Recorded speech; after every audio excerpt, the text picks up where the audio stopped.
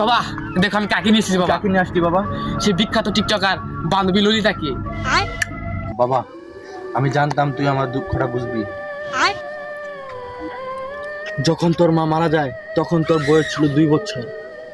তারপর দুবার করে হ্যাঁ দুবার করে আমার বিয়ের প্রস্তাব এসেছিল। তোর মুখের দিক তাকিয়ে আমি বিবাহ করিনি। আজ তুই নিজেই আমার জন্য মেয়ে এনেছিস বাবা, তবে আমি বিবাহের জন্য প্রস্তুত। দেখবাল কি বলছো বাবা? এই মেয়েকে তো আমি বিবাহ করবো। এই মেয়েকে বিবাহ করে কাপড় ব্লগ বানাবো বাবা। এই মেয়ে হলো বাংলাদেশের নাম করা টিকটকার বাবা। তুমি বুঝো না কেন বাবা? তারা বাবা এই মেয়েকে নিয়ে একটা টিকটক তৈরি করি।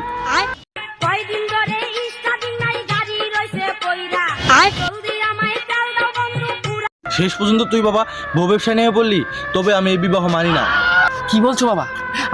আমরা কাপড় ব্লগ করে লক্ষ লক্ষ টাকা ইনকাম করবো। আচ্ছা। আর বইয়ের দেহ দেখিয়ে দেহ দেখিয়ে লক্ষ লক্ষ ফলোয়ার বাড়াবো। এটাই তো বাবা। ঠিক আছে। এখন তুমি দেখো না বাবা, বউকে নিয়ে টয়লেটে গেলে ব্লগ, খাইতে গেলে ব্লগ, ঘুমাইতে গেলে ব্লগ। দেখো না বাবা, তুমি দেখো না? দরকার বলে বাবা 3 মিনিট 41 সেকেন্ড ভিডিও বানিয়ে বাইরে হবো। তারপরে তো টাকা বাবা। বুঝো না কেন? কি বলো জান? দাঁড়া বাবা, আমার বউকে নিয়ে একটা ছোট একটা ব্লগ করি। হ্যালো গাইস, এখন আমার বউকে লাগাবো মানে হাতে মেহেন্দি।